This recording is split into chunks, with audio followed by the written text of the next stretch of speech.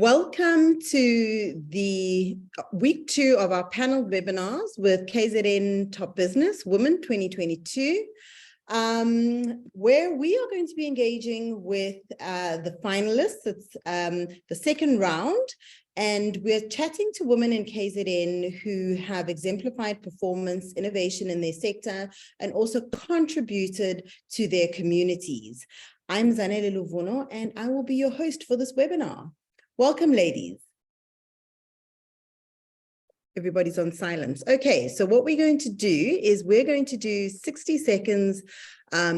Each individual tell us a little bit about yourself, but you kind of got to sum it up and keep it to the 60 seconds so that we can manage time. Who's going to go first? Carol. Hi, Zanele, and good evening to everyone. I'm Carol Katsia. I got 2 gorgeous children. I've been in government for 30 years. I've been in various executive positions. At the moment, I'm the head of the provincial treasury in KwaZulu-Natal. And yeah, I'm very passionate about the public sector and contributing to our society. And I do believe that there's so much more that can still be done. Great to be here with all of you. Fantastic, thank you. Can I ask you a few questions?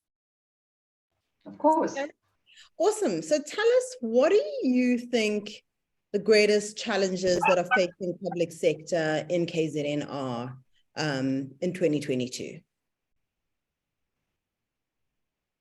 I think our biggest challenge is, first of all, we've got fiscal constraints where, as we know, government has been trying to manage the debt at a country level, and as a result, there have been huge budget cuts. This has really had an impact on departments being able to deliver on services. But I do believe that there is a manner in which we can spend more efficiently and obviously deliver more effectively. So there are mechanisms we can put in place. I think we also have a large number of vacancies in critical positions, particularly in the financial management areas. And this is where you're starting to see that increase in corruption, irregular expenditure. And this is areas that we really need to focus on and strengthen. And as the provincial treasury, that's our role. We're there to guide departments, put practices and controls in place. We provide a shared internal audit service. And so it's really important that we ensure that the public funds are spent the way that they're supposed to be spent. Fantastic. That's great to hear, and it's great to hear women of your caliber in that position. How is our provincial government doing in terms of gender equality and equity in the workplace? Well, the exciting thing that happened after the elections in August was we've got a new female premier, Nomse Dube. She was actually my MEC before that. Our cabinet has got more than 50% representation, which is phenomenal. At a head of department level, we're lacking a bit, but there are a number of acting positions. I'm hoping I'll see a few more ladies joining the heads of department level. But in my own department, I've finally reached the 50% mark at a management level. So we're definitely seeing that happening. A lot of young African females that we have trained through our chartered accountant program that are now coming through, filtering through the lower middle management levels. And that's really what we want to see in government. We want to see professional young women coming through and really driving a change, I think, in terms of values and ethics in the public sector space. That's fantastic to hear, and I think gives everybody hope. Thank you so much. Pleasure. Samantha, 60 seconds. Tell us a bit about yourself in the context of your work as well. Okay, so my name's Samantha Croft. I've been in the hospitality business straight from school. So I started right at the bottom as a trainee. I have 1 daughter and a new little grandbaby. So I'm a new, I like to say nana rather than granny, but I could say now I've earned my gray hairs. Yeah, that's pretty much it. I've been in Durban for the last 12 years, which is the longest I've lived in one city since I left school. Fantastic. And where are you currently with Tsoko? Yeah, so we're called Southern Sun now because Tsoko Sun and Southern Sun have split. So Southern Sun is the hotel business. So I'm based in Durban, and I look after the KZN region as well as the portfolio of resorts. Fantastic. And how's tourism doing in KZN as compared to the other provinces?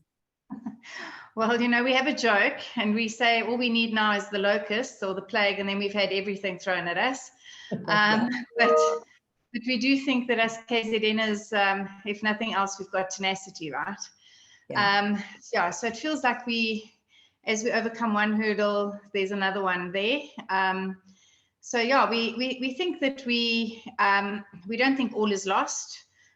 Working hard with the city to overcome this last obstacle of the sewage issue so that we can try and ensure that we have at least a fairly reasonable season. Fantastic. And how is the hospitality industry in terms of transformation, women in leadership in the higher sort of middle management and up? I must say it's transformed over the years. Like many years ago when I first joined the industry, there were very few female general managers. I mean, you were lucky if you made a departmental head. I must say now that we have, and then it slowly transpired, and it was mainly 3-star hotels had female general managers. And I must say now within our group, probably close to maybe more than 50% are female. And yeah, our transformation process is kind of on track. Fantastic. That's great to hear. And thank you very much. Thank you. Pre-owner. 60 seconds, please. Hi, everyone. My name is Priyona Naidu. I am the brand customer experience and marketing manager for the Supertech Group. The Supertech Group is a mini Motorrad and BMW dealership group. We are one of the largest in South Africa. And I'm very proud to say that I am part of a team that is taking the general concept of automotive and the expectations of what retailers are, and sort of shifting it and starting to tap into hospitality and making it a lifestyle brand rather than just a typical shop where you go to look for cars or service or repairs.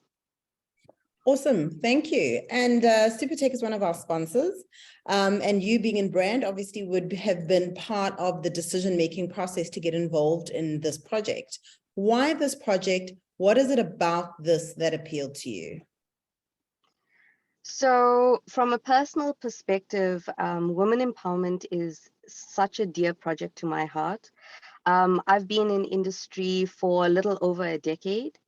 And starting from a filing position and watching the different women in different positions put in 110% just to be acknowledged at the same level as our male counterparts has really sort of lit a fire within me to provide a platform for all women within my industry to have a voice. From a group perspective, we have a great relationship with KZN Top Business. We've always had a very fruitful partnership, and we believe in the initiatives and the platforms that they create to give a voice to the people to speak out about what they're doing and what they're achieving within their spaces. Do you think, thank you for that. Do you think that a lot of the transformation, and maybe this is a question to everyone, a lot of the transformation we see would be happening if it was not driven by legislation? Do you think that it's a natural evolution of the industries that they had to change as women are entering the workplace more, studying more, et cetera, do you think it would have been a natural evolution, or do you think that it's heavily driven by legislation? From what I've experienced from a personal point of view, I believe it is a combination of both. I always say, so I've worked with many brands over the years, and I must say the space that I'm in now with Supertech Group has been such a breath of fresh air, because in the past, females have always played the position or always entered the position as an assistant, as a support structure to a main manager or main GM. And where I am at the moment, it's all about your productivity, your work output, what you can achieve as an individual. From an industry norm, I believe legislation has helped a lot of women get to the positions that they deserve, based on their own sort of initiatives, the values that they bring, and most importantly, their output, their work output. So I think it's a combination, but I do believe that legislature has allowed us the opportunities that we have now. Yeah, agreed. Samantha, can I unmute you there? Yeah, there we go. Go ahead. I think it probably did give us a push. I don't think that every industry needs it or wouldn't transform without it. But the one thing that I'm finding, and funny enough, I had the discussion with one of my African general managers today.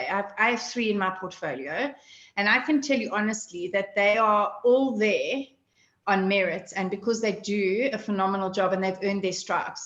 They're not there because I needed to appoint an African female into that position.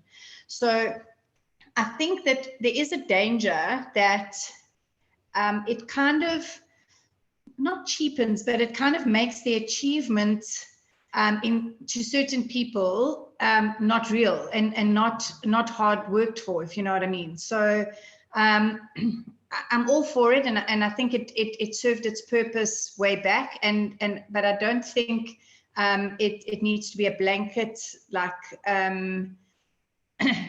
legislature that needs to be applied to every industry, because me personally, I would be quite upset if I was told that I'm only in the position that I'm in because I'm a female.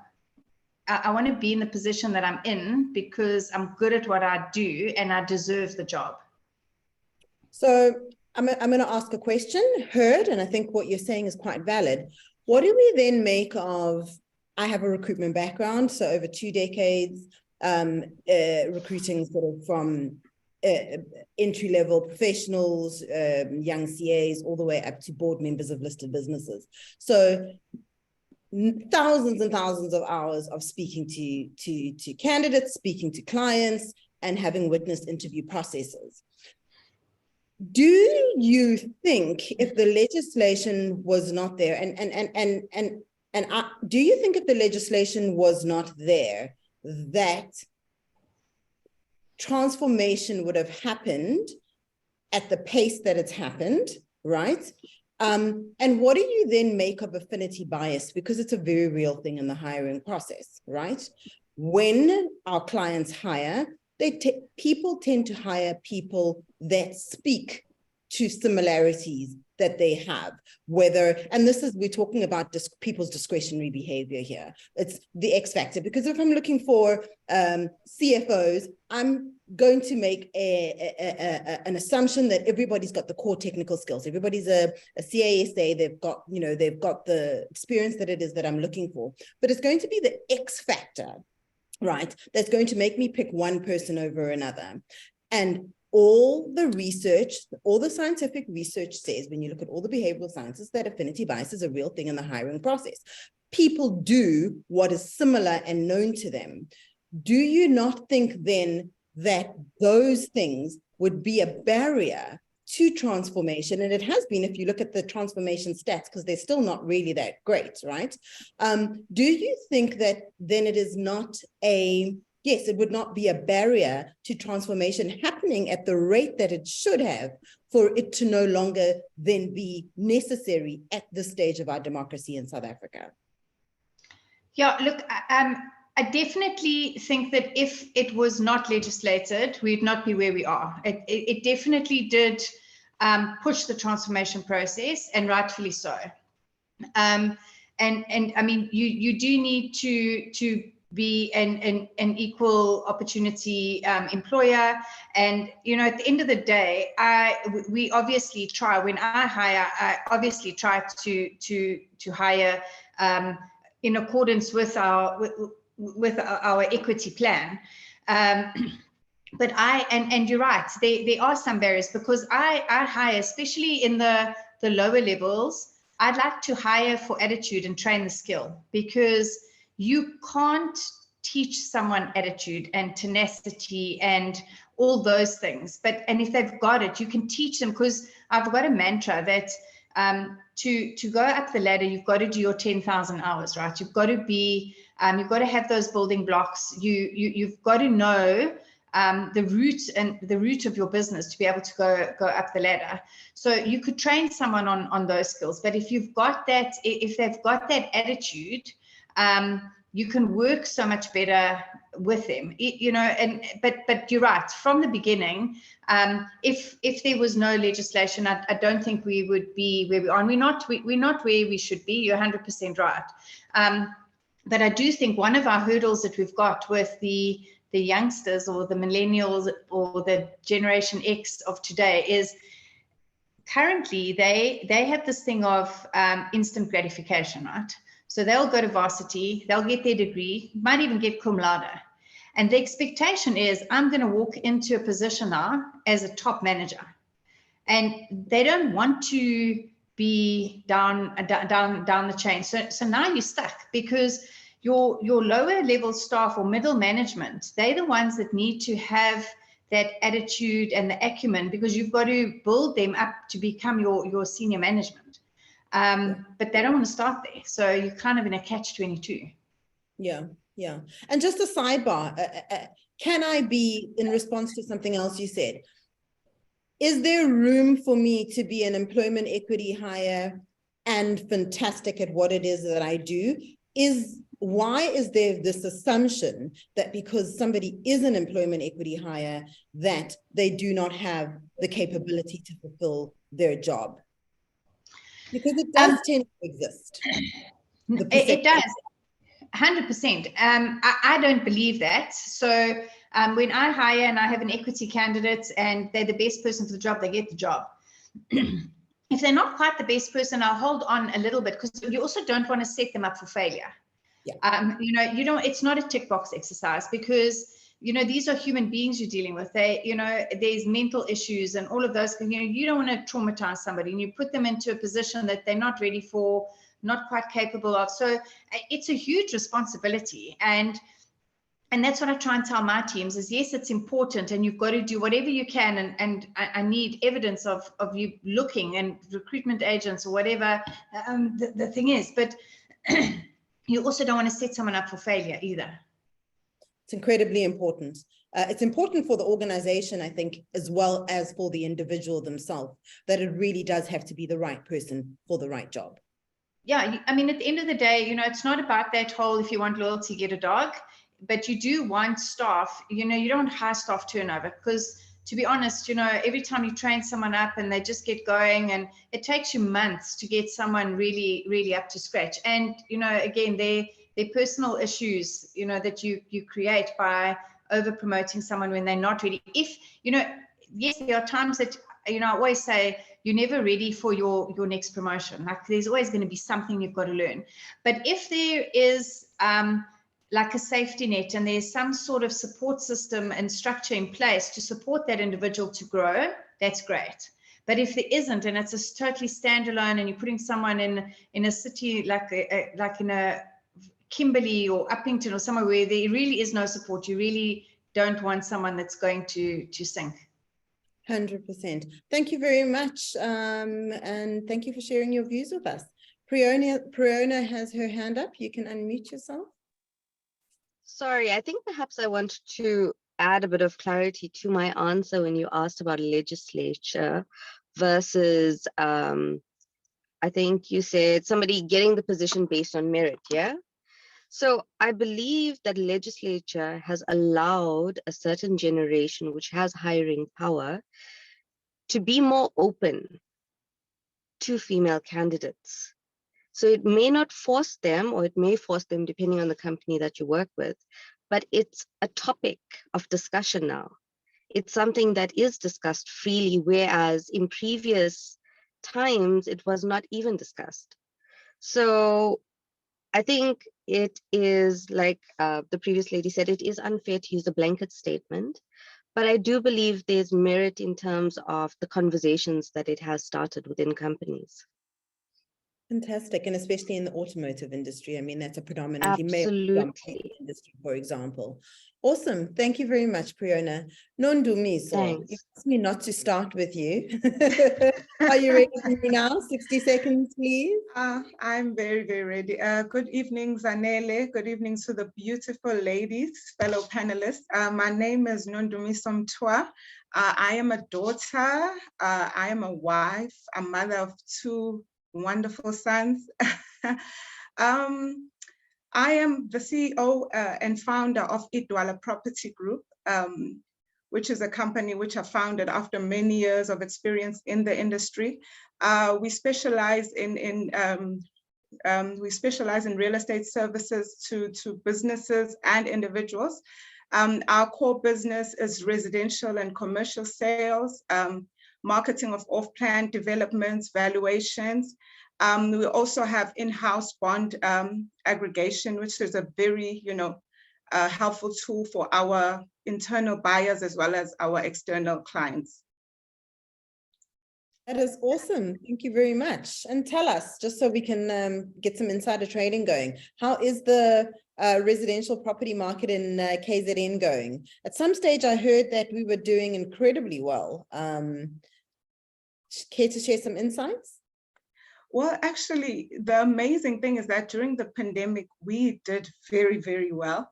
And also post-pandemic as well. I think obviously this would be due to the reduced interest rates, which actually stimulated so much. And it brought up the qualification level of many people.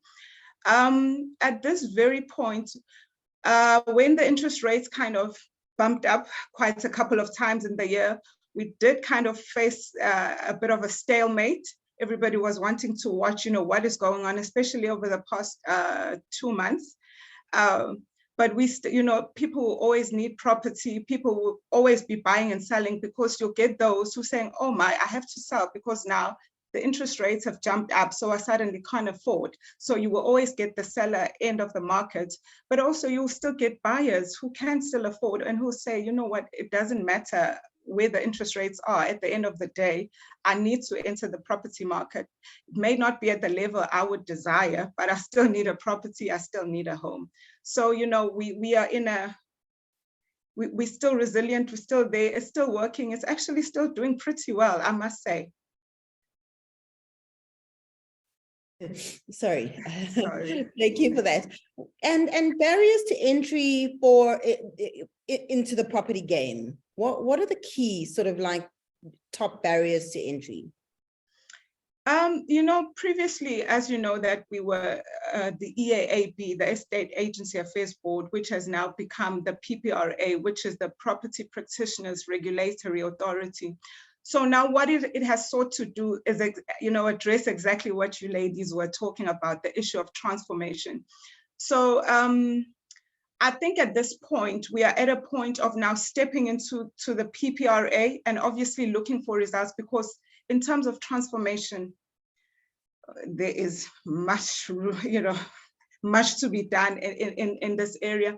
I just think also maybe the general lack of education about the industry, and it's also quite expensive to be an owner of a real estate company. The compliance issues, the PDE, the PDEs, the audit reports, they're quite expensive. You do those annually, the CPDs, and obviously that is over and above the fact that you have to run an office, you have to, there's those expenses, and you'll find months are not the same. So in terms of ownership, owning a real estate company, it definitely is not, something that really still needs transformation and assistance from generally the PPRA, but also just, it's not an easy industry, but it is doable. And a lot has been done. We're not where we were, but we're sure not where we're supposed to be.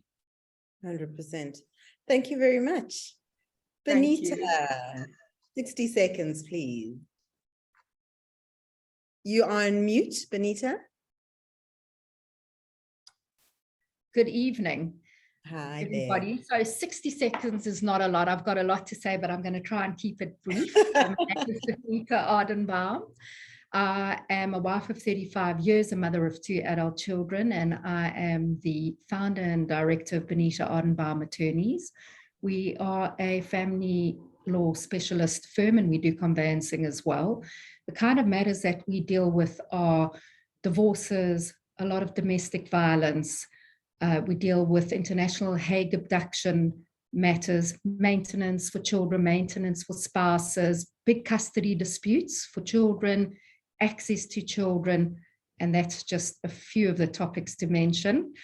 I am a member of the International Academy of Family Lawyers, and this is where members are chosen by their peers as the most skilled family law specialists in their country. I've been on Media 24 in the newspaper, I've been on East Coast Radio.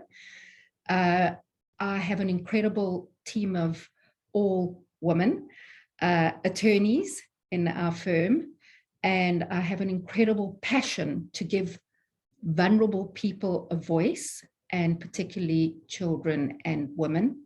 In our firm, we certainly believe that we make a difference because we can we do change often the trajectory of people's lives, whether it's children, women, men. That certainly has a social impact and a rippled effect. And I always say we change one person, one family, and society as a whole at a time.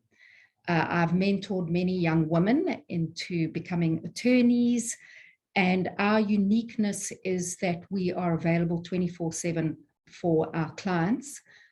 They come into a very safe space when they come to us. We try and empower them with as much knowledge as we can, because I believe that power is getting as much knowledge available to you so that you can, in fact, make informed decisions.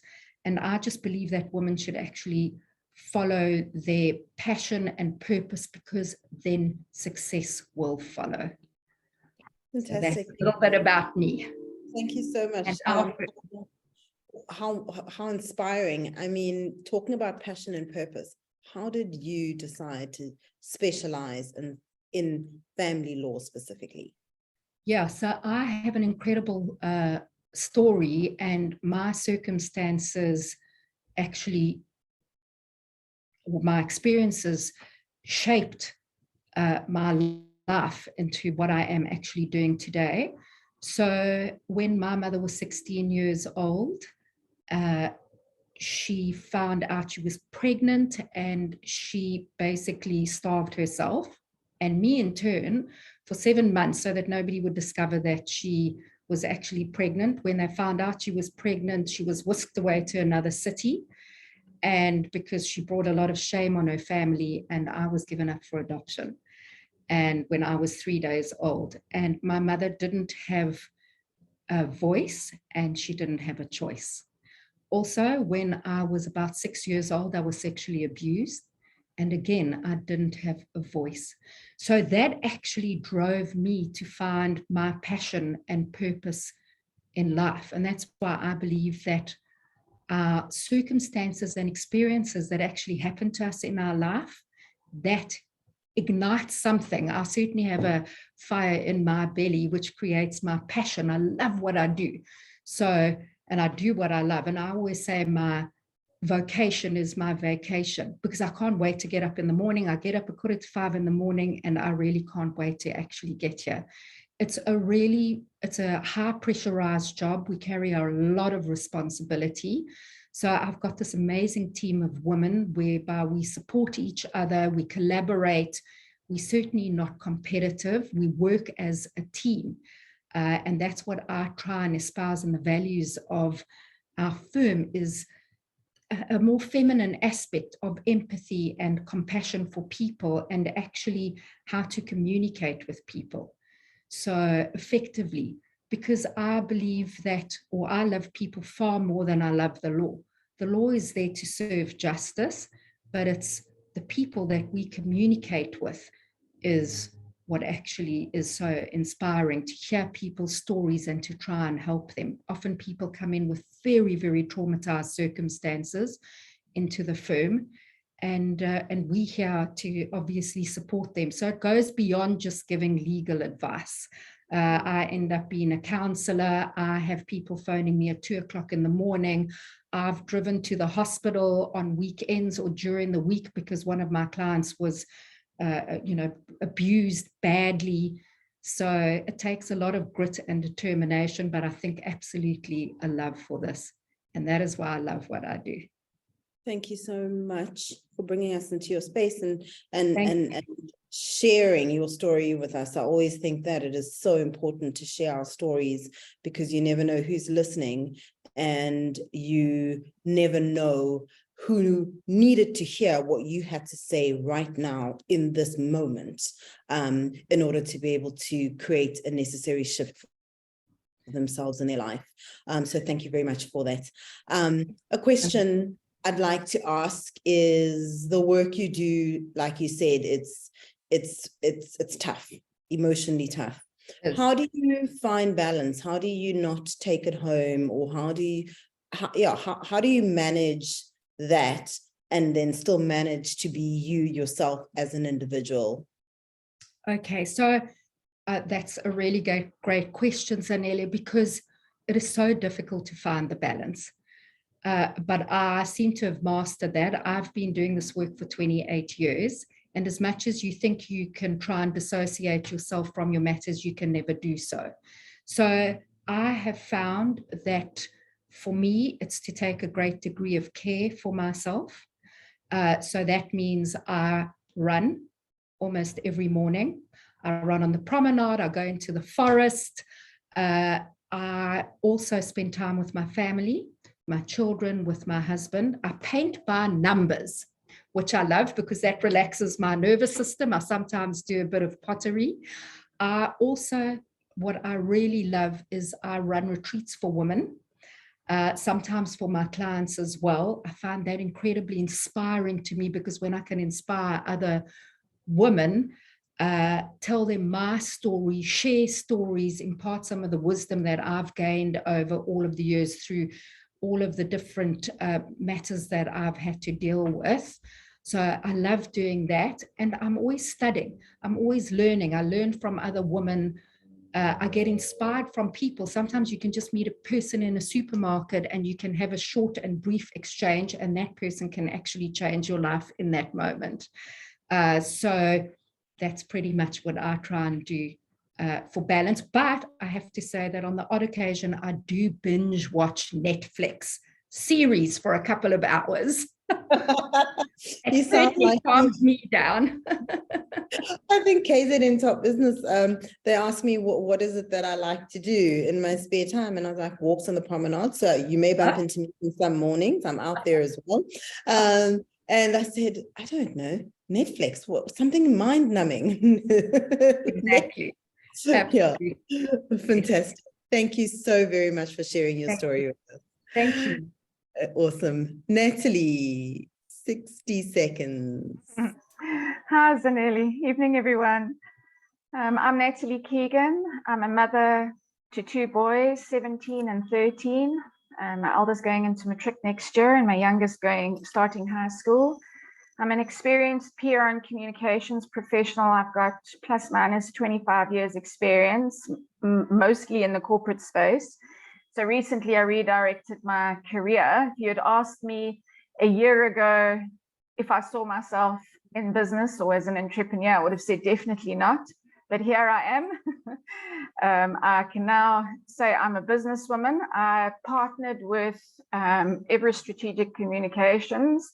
We launched our branch in April in KZN of this year. The head office is in Sandton, and the business was established in 2020. So we're a full service PR, communications and marketing agency. That's pretty much me. So we've got a footprint now in Richards Bay and in Sandton. So it's a new business, but we definitely reaping the rewards towards the end of 2022 in KZN. Thank you. Awesome. Thank you so much. And what have been the biggest shocks you have to your system, shifting from corporate to entrepreneurship? What were you not expecting? I think pretty much everything. Being in the corporate space my whole career. So I think for me, the challenges were, yes, I have the relationships with leadership in the corporate space, business space. But for me, it was, I'm coming in as I am now a businesswoman and I'm looking for work. So the challenge for me was that it wasn't the same old story every day. I now had to think out of the box, as we have all since COVID. And I've had to sell myself on a different platform. I've had to come up with ideas. Obviously, since COVID, ways of work have normalized in the last 8 months. It has been a struggle, but it's to basically sell and market myself on a different level. So for me, that was, well, it's all been a challenge, but I'm loving every minute of it. I obviously have my ups and downs, but I'm definitely finding it a lot less challenging towards the end of this year. Fantastic. Thank you very much for sharing with us. Thanks. Nurishka, 60 seconds. Hi everyone. Hi Zanele. My name is Nurishka Virana. I am a daughter, sister, and auntie. I am also the co-founder and director of Shoply. We are a web design and e-commerce agency. So we specialized in designing and developing conversion optimized websites, e-commerce stores, so online stores, marketplaces, e-learning platforms, and also other digital custom digital solutions. It wasn't where I started. I started in the teaching industry as a grade 4 teacher, but I did always want to go into marketing and business. And that's when I met my co-founder and business partner, and we started Shoply with the vision and the mission to help take businesses online so they can get more leads, get more customers, and we could help innovate their businesses. Awesome. And I mean, e-commerce, everybody, the things you're talking about, everybody's trying to get their businesses onto those platforms. Everybody's trying to engage in those particular initiatives.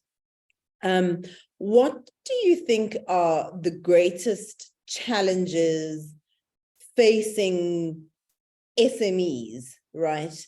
In that conversion from the old way they used to do business into trying to so-called digitize or sell IP or all of those type of things, which are the new part of the new way of doing business. I mean, what are the hurdles that you are helping some of your clients face? I think the biggest hurdles is education. A lot of it is taking each client step by step through that process. So like you said, they're still in the very retail mindset, very brick and mortar. So to conceptualize now that their products are online, someone can add to cart, check out, the money is still coming into your account and they just have to deliver, is a new concept for them. So it's training and taking them through the process, educating them that it is actually very secure. There is the software, the payment gateways also have security in place. So times have changed, and I think also the brick and mortar stores have realized that they need to have a digital footprint. And you'll see that, I think, even if I can take Supertech, I think you have an online store aspect where you can actually buy stuff online. So it's not just brick and mortar stores, it's actual businesses. We have someone in the legal field here.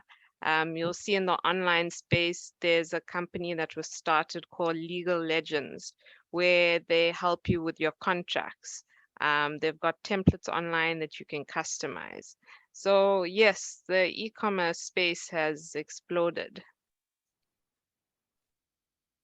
Fantastic. Thank you very much. Thank you. Jennifer, 60 seconds. Thank you, Zanele. Good evening to everyone. My name is Jennifer Reddy. I'm the CEO of a company called Morar Incorporated. At 37 years of age, I'm a married mom with 2 little girls. Having qualified as a CA from PricewaterhouseCoopers in 2010, I joined Morar Incorporated as an associate director, thereby commencing my journey down this whirlwind of 13 years later being CEO. Morar Incorporated is a financial services consulting firm of chartered accountants and registered auditors, and we provide a wide range of accounting solutions, auditing services, tax services, forensics, ICT, and internal audit services to both the private and public sectors. We have offices in all provinces. During my professional journey with Morar, I was driven to further educate myself in the professional realm, and I completed my strategic exam with the Chartered Institute of Management Accountants, as well as obtaining my MBA from the Gordon Institute of Business Science. I became a chartered accountant, as in the beginning I was very naive and thought this career was about accounting, and 15 years later I've learned it's anything but that. Thank you. What do you love about what you do the most? Top 3. What do I love? I've loved that in my career, I was lucky enough to see progression. So I've achieved milestones that I set for myself, and being in this industry, I think there was a big challenge and I got over that challenge. I like that it's there's no set day at the office. You never know what phone call, email, SMS is going to come that's going to change your day. And I love that it's a people-based and a client-centered business. So those are 2 things that drive me, and I enjoy dealing with those 2 things in particular. Fantastic. And I know that there's a lot of that's happening around women in the CA space. It used to be a very male dominated. We're seeing women come up the ranks. We're seeing organizations like ORCA, they're there. So the transformation aspect is happening. How would you say the accounting field is tracking in terms of women leadership? I mean, hell, we've got Tsakani Maluleka way up there. So how, yes, just in terms of KZN, where we are, how do you feel we're tracking? I think there's good progress. Ironically, when I started my MBA, I did a little assignment tracking SICA initiatives. So the number of entrants into a CA program, but versus the number that enter C-suite level in organizations. And there is a disparity. So while we know, yes, in prominent circles, there has been transformation, it is still a boys' club. It's still an old boys' club. Many of my interactions now that I'm at the leadership level, you understand, it's been centered around a male-dominated environment. As a young woman that we progress within this environment, remember, we get married, we have our kids, our priorities change somewhat, our ability to service clients change somewhat according to flexibility. And I think in our accounting and auditing environment, that is transparent, you see it.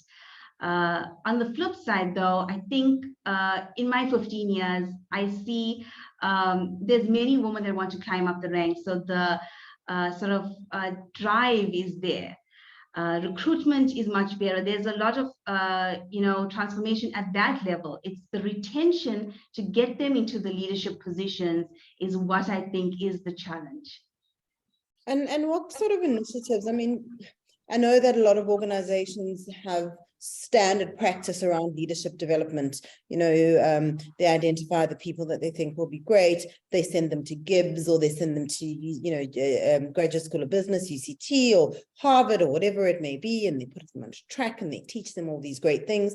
I mean, do you think that's enough in the commercial world in 2022 to bridge the gap from being put into a position or being given opportunity for position and to actually excel in the positions? It's not. Remember, and I'm just going to speak from a personal experience of my year. I had to take the reins with a sudden crisis that happened within our firm. But I went to business school. I went to one of the top business schools. It doesn't prepare you from the real life experience. And so you do need the males around the table to help you through your journey, to teach you, to leverage of what they know. I think, Priona, I said the thing about golf, that it's a male sport. That's where business is done. Are we given the opportunity to go and play golf for the day? No, we've got kids, we've got husbands, we've got businesses to run. But it's more than just, saying from employment equity, this is what we need to do. From transformation, this is what we need to do. And then let's do our skills spend and empower these women to study. It's actually someone mentoring us, opening the networks, showing us this is the track you need to take to get to where you want to go at a leadership level. So you believe we need sponsors? Yes, we need mentors, we need coaches, and uplifting females are a big part, but you need the male counterpart that has access to these networks to allow us into these networks and validate us. Validate us? I can start a whole other topic. No, I mean more in like, when they take us Anybody to the care table. to put their hand up? No, I don't mean it in a sexist way. I mean more when they take us to the table, it's not because we're female. It's because we've earned this place according to them to be at this table. It's giving you the entry. Sorry, go ahead. It's giving us the entry to the game. I'm going to be controversial. Do I need a man to say I have the credibility to be at the table, or that I have the right to be there, or that I am worthy to be at that table to validate me? I'd like to take an answer from Carol. What I actually wanted to say was, when I started this journey in the public sector, I was only 29 when I was appointed as the Accountant General in the province. And at 35, I was made the head of department of economic development. I mean, it was a massive portfolio. And that was men who took a chance on me, and they supported me and they grew me. And I think often, we think that we've just been given these positions because we're female, but there's no ways that they would have given us those positions unless they believed that you showed that you had the competence. And I will be the first to admit that all of my mentors have been men that have supported me and have grown me. But I don't believe that that's what we need to answer your question. No, we certainly don't need men to show that we deserve to be where we are. But certainly in my own personal journey, I mean, as the head of department, I had William Keys as my boss, and he is not somebody who sleeps at night. And I mean, he completely shaped and changed the way that I managed my business going forward. So, you can talk about these things, and I've had very few female seniors, and that shows you the lack of transformation at a senior level. It's only now that I've got MECs that are females that I'm reporting to, and they've got a different leadership style, and I think each of them bring a different kind of skill and expertise that helps shape you and that you can learn from. Absolutely. Absolutely. It's quite interesting that a lot of the women we speak to, most of their sponsors or people that took a chance on them have been men. And maybe that's a conversation to be had. And we kind of touched on it last week in the webinar last week. Why is it not that it's other women pulling women up? What is the gap for us in order for us to take that leap? I'm going to take a response from Nureshka, and then Samantha, you can go after. In response, both your hands are up. Okay, go ahead, Nureshka. Hi, Zanella. Yeah, I agree with Carol. I think from my side as well, I was given the opportunity and I was mentored by a male. And if anything, I was given so much support and there was so much belief in me, and I was never treated any differently. I was more respected, if any. And I think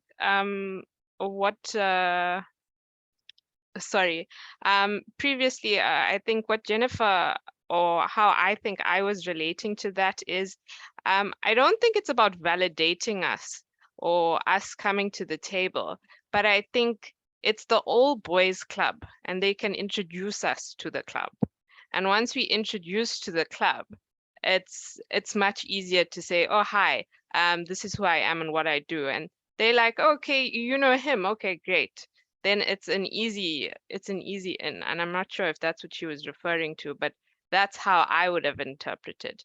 But I think that it has changed in terms of support in a big role. And I think that's what I've actually seen a lot of, especially around me and in my peers and colleagues. Awesome. Thank you very much. Samantha.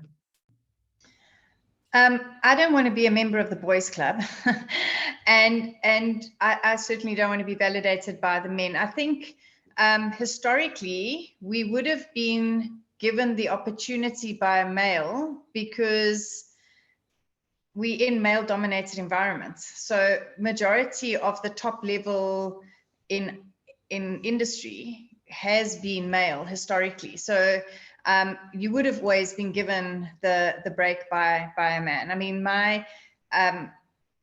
but my boss gave me the break, and I was the first female operations director for Southern Sun, and it didn't go down very well with the boys club, I can tell you that for free. But I didn't want to make friends with them. I'm not there to make friends. So, but the person that really shaped my career from a young age when I was a trainee was a female, and it was because she fought quite hard to become a senior manager. And I actually felt at first that she was quite a hard woman because I never saw her emotional. She kept everything in check. And the thing I learned from that is, you sometimes find that women want to be given the positions, they want to be powerful businesswomen, and they can be, but then, so they want the playing fields to be level, so they want the equal opportunity, but if I'm emotional today and I cry, you need to feel sorry for me kind of thing, and that doesn't work either. So if you want to get onto that field, you got to play, and you've got to play you've got to bring your A game. 100%. And here's my, I 100% hear what you're saying. I also don't believe in being a member of the boys club. I think that I am a woman. And I like to inhabit that energy and come into the world as a woman. Why is it that you think that women want to step into masculine energy sometimes when they enter that space, the corporate space? Why is it that it's kind of a default that, learn the game, play the game, step into the masculine energy, and we don't feel confident enough to go out and present ourselves in our own energy? I don't think it's that. I think women are strong, and there are a lot of people that have that mantra that they would rather employ a female. Sometimes people prefer to employ a single female, preferably a single female who is a mother, because they work harder. They want their jobs, they need their jobs, and they provide for their families. And there are a lot of men out there that do believe that the women are stronger. Is there a jealousy aspect because women are kind of taking over their world? Yes, I do think so. So there are certainly men out there that I think could hamstring your progress. But by the same token, you've got to, I'm not saying you need to be masculine. You can be very feminine. And that's why I also say I don't want to be part of the boys club. But if I make a mistake or I mess up, and it happens, and you perhaps, your boss is not happy with you, a lot of women will have the teary eyes and they'll put on the baby faces, and they expect the sympathy. So if you expect that, then you can't be, you must be expected to be, you must want to be treated the same as your male counterparts, because then you earn their respect. So, I mean, it's taken time, and my colleagues that are also operations directors, I mean, there's no issue, we work together. But, when I was a general manager and there were over 100 of us in the organization, to be made an ops director, there was a little bit of disgruntlement. But as soon as you are tough and you happy to take the punches and roll with the punches, as much as you happy to take the glamour and the success, that's how you earn the respect. 100%. Perfect. Guys, I know that we have some hands up. I'd like to just get to our last two finalists just to do their 60 seconds to introduce us, and then I'll come back to everybody for the comments. I know that this is an important topic, and I want us to obviously all get a chance to give our feedback. Lisa.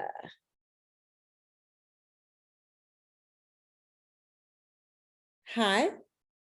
Hi, it's Lee's comments. Lee. My apologies. No worries. I wasn't sure if it was me or someone else that you're introducing.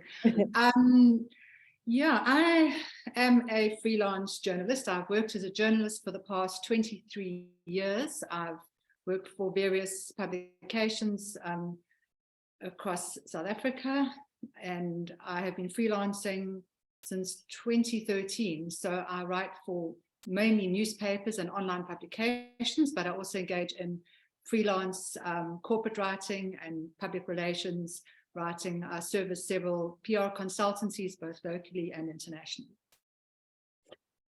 Thank you. In the age of fake news, fast news, right? What are the greatest challenges? I mean, for me, I would imagine, you know, it used to be you waited for the paper, it was delivered to your doorstep the next morning. The journalists had time to fact check the stories and, you know, do everything that they needed to do. Now, as the story's unfolding, somebody's posting it somewhere, somebody's writing something. Surely that can create challenges around getting information correct. And obviously, we all know about fake news. Well, how has the information age or the times that we're living in, and the way we consume our news, and in the way we consume information, how has it changed? Well, as you've explained, it's changed quite dramatically. Very rarely will you see people sitting reading hard copy newspapers these days. Some of the publications I write for produce both print still and online articles. And I think the big challenge has been for journalists, but I think if you have traditional training in journalism, you know your job and you're a professional and you're not going to publish fake news. Yes, there might be a race to be first, but my view, and those I think of most editors worthy of their salt, would say, you get it right. You know, you get it right, your credibility is at stake. So I would rather be second with the story, with the correct story, than first and have some of my facts incorrect. The one positive thing about, well, there are many positive things about online, you can reach a wide audience, is that if you do make an error, we're all human, we make mistakes. People sometimes reliable people give us information that they believed at the time was correct, but stories are developing and changing. At least we can go online and we can correct that fact if necessary. But I'm firmly one that believes in do your homework, do your research, corroborate your facts before you publish.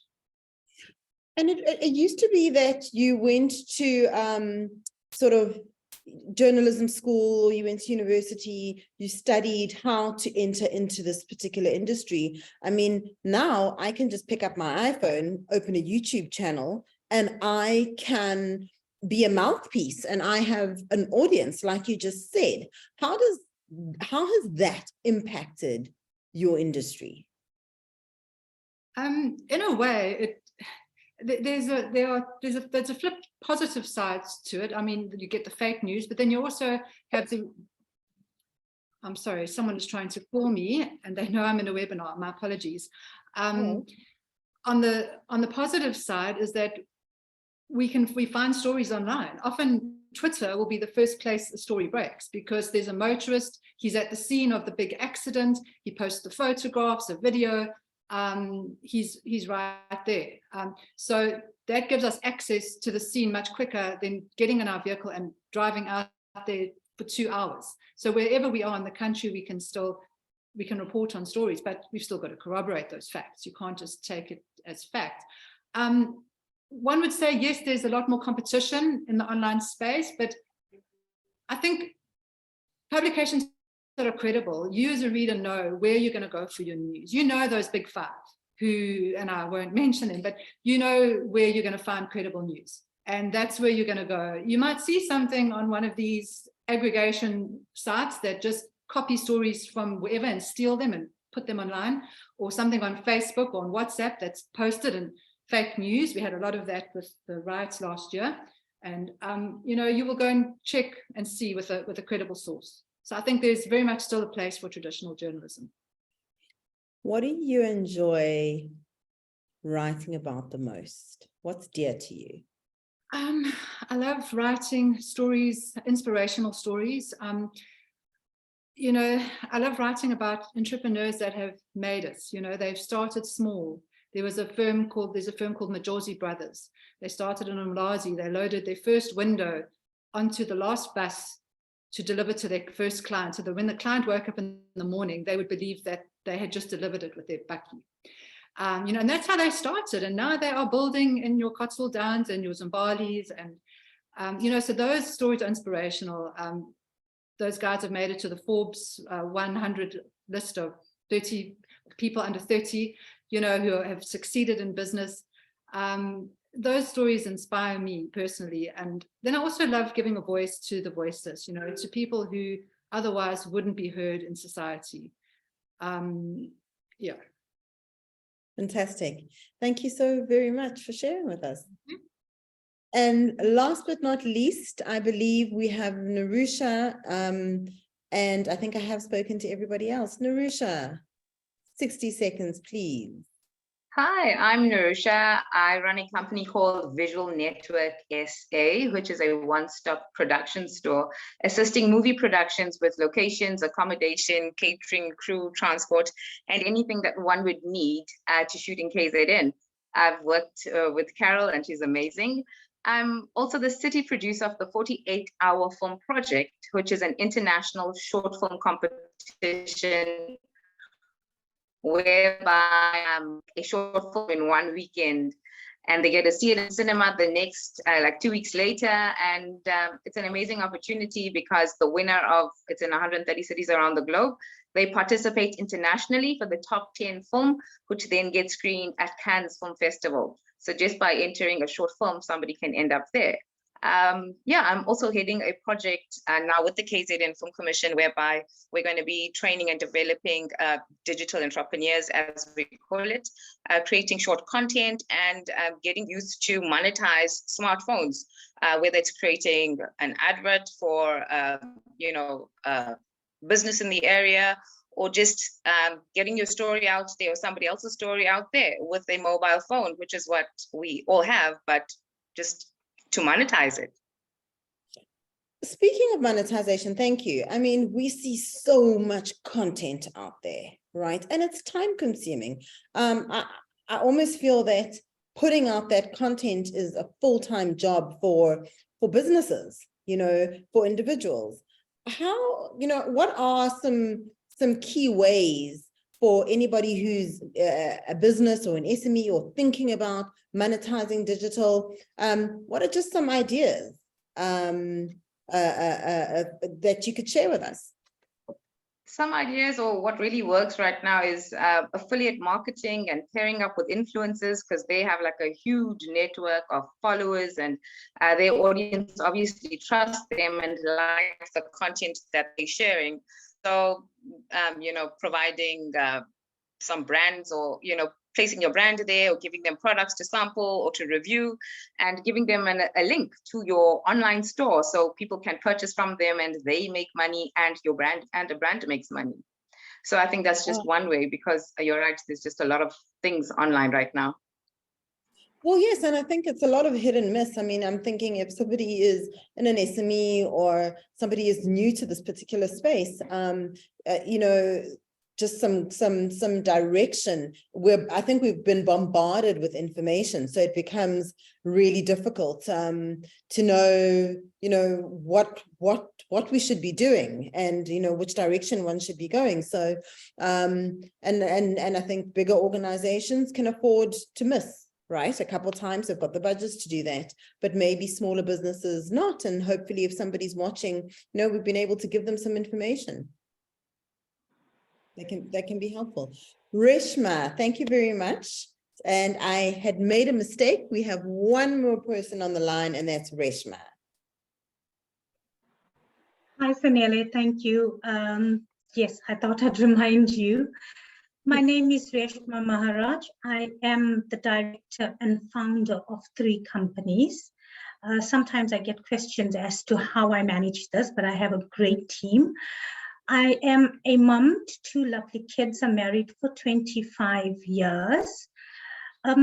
We own 3 companies, my core business being GR Extra Space, which was founded 16 years ago. We manufacture extra space solutions. Those are your classrooms, clinics, your home offices, your ablutions, and log cabins. So they serve various purposes, your new tech houses. It is a 100% woman-owned business. I partnered with my husband in the second company called Heartbeat Training Academy.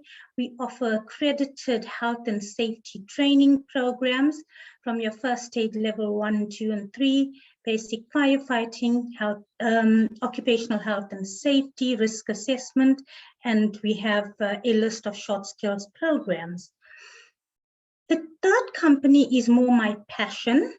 I founded the Inspired Women magazine platform, which empowers ordinary women and youth to use their skills to become financially independent. And it's also a platform that shares stories and journeys like Benita had shared that inspired me, and it needs to inspire other women out there not to give up and feedback hope into other women that, yes, there is hope at the end of the tunnel. I am also the first vice president of the South Coast Business Chamber and Industries. I have a balanced diary with a great team, and hence I'm able to manage all these platforms, and we work well together. Thank you. Awesome. Thank you so much, Reshma. I think a great team really does make the difference. How did you get that right, do you think? I think each platform, I have given it enough space to gain its momentum before I moved over to the next. Inspired was just my passion, you know. So that has its own team that we manage. I have a good team. I got a supportive husband. Yes, we do face challenges.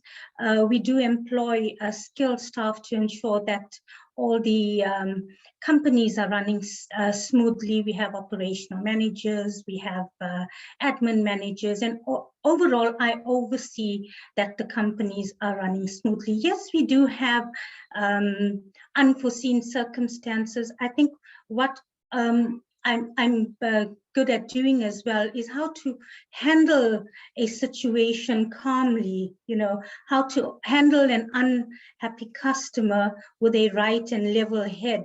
So I think that's where I positioned myself, and it took years to build that, you know, before I started delegating duties. But before I even delegate the duties, I make sure that the staff has been trained under our wing on how the company operates. Fantastic. Thank you very much. And you seem to have got the balance, you know, you seem to have got the balance right. Doing a lot of different things, but it sounds like you're really surrounded by people you can trust, which I think becomes incredibly important. It is important, Zanele, especially when you have a team that's with you from day one. And then it's not just having them there, it's about promoting them and empowering them and offering them the skills and opportunities as well to grow with the business as you grow. We have some of our artisans who didn't complete matric, you know, we trained them and now they can work without the support of the management team. You have our general worker who's started in the kitchen and who's been trained in admin, and she can now liaise with clients and customers. So you have to empower your team and make sure that they are happy and they would still stay with you. We had a young youth who completed matric, and while we empowered her, and she just successfully graduated in the Bachelor of Law yesterday. So these are, we empower our team that we're not here just to take your energy. We want to give that energy back as well. So we have a team that we work with and work with us. Even during this erratic economic times, we were able to help each other and support each other and still keep operations opened. Fantastic. Thank you very, very much. We're probably very close to run out of time if we're not slightly over. We're going to take a couple minutes just to close out, but I know that we had one or two comments that I did say that I would come back to. I know Benita was one, and I'm not sure who the second person was. It could have been Priono, who's just stepped out. Benita, did you have a comment that you wanted to share earlier on? Yes, so what I wanted to say that my experience has been completely different in terms of I've never experienced what it means, the men's club or anything like that. I've had incredible women mentors. Yes, I've had an amazing supportive husband who's an astute business person and who has taught me a lot about business. But in my practice, I actually, I teach and rise women to levels of empowerment. And my direct experience is, yes, there are some competitive women out there, but actually there are so many that are not, and that we have many sisters. And, I always say if we stand shoulder to shoulder with one another, women are incredibly powerful and they can create magic, and we can just make our own way. I don't think we need to necessarily depend on other people to open doors for us. I think that we are powerful enough to open up our own doors. And I see that now all the time. I believe that women have got a much, much stronger voice now. You see younger women rising up now. They definitely have a voice, and patriarchy is diminishing. I know, and it's just that people were encultured in patriarchy, but it doesn't mean that men are necessarily patriarchal. It was just that kind of system that's been around for thousands of years. But I just want to say that as sisterhood, we have to look at each other's successes, support the successes and support the failures. And that's really how we make magic. Thank you. Thank you very, very much. Thank you for sharing that with us. And I couldn't think of a better note to close on than that. And to my fellow sisters, 30 seconds, closing words, Lise. It was lovely chatting to you ladies and learning more about you and hearing your stories. Maybe one day I'll be able to tell some of them. Thank you for your time. Narusha. All the best to everybody. Keep shining and striving for the best and making a positive impact in the world we live in, like you're doing.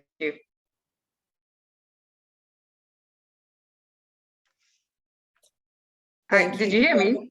I think we lost you there a little bit. We lost you there towards the end. I said, keep shining and soaring and leave your mark and make the positive impact in the world we live in. Wonderful. Thank you so much. And next we have Samantha. Lovely chatting to you all, ladies, and lovely to meet you. It's so amazing that we have so much in common, and yet we are from such vastly different sectors, and our working experiences are so different. So it's been lovely chatting, and thank you. Thank you very much. Reshma.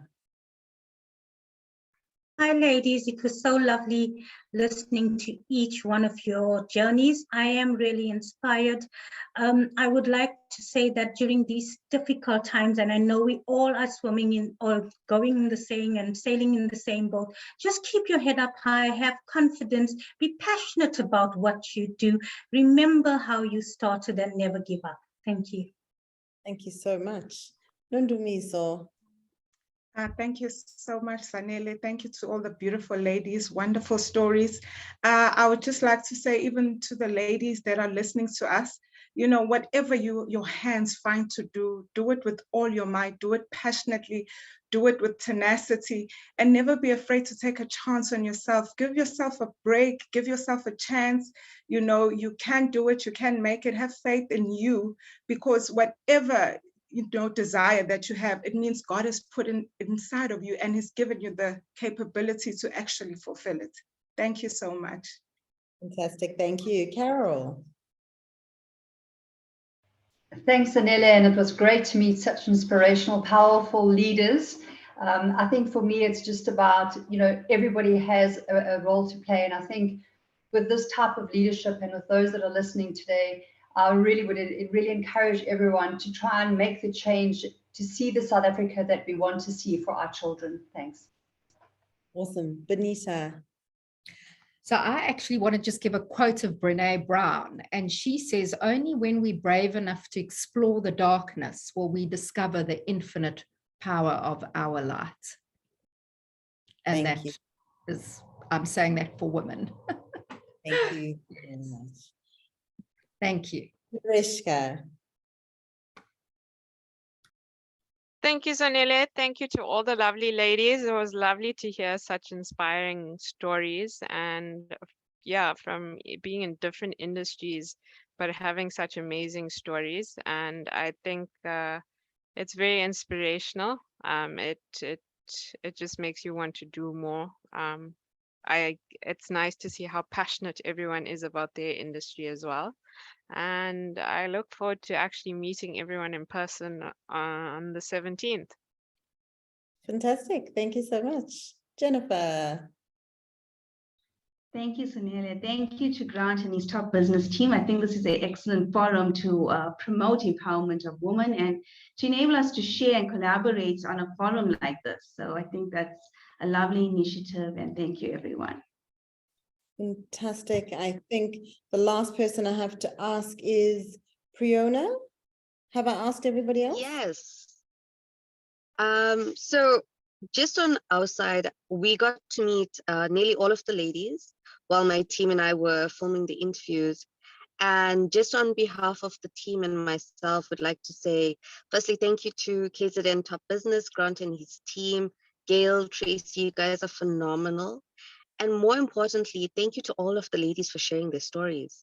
I mean, we stood behind the cameras, and me myself, I was so humbled and so inspired by the stories that come from these phenomenal women doing phenomenal things in their industry. So thank you. You have enriched my life already by sharing your stories. So honestly, it's such a privilege to be part of this communication. Absolutely. It's been an absolute privilege to chat to each and every single one of you. And there's so much that binds, you know, so much that we have in common, so much that binds us, so much that we have to offer one another in these forums.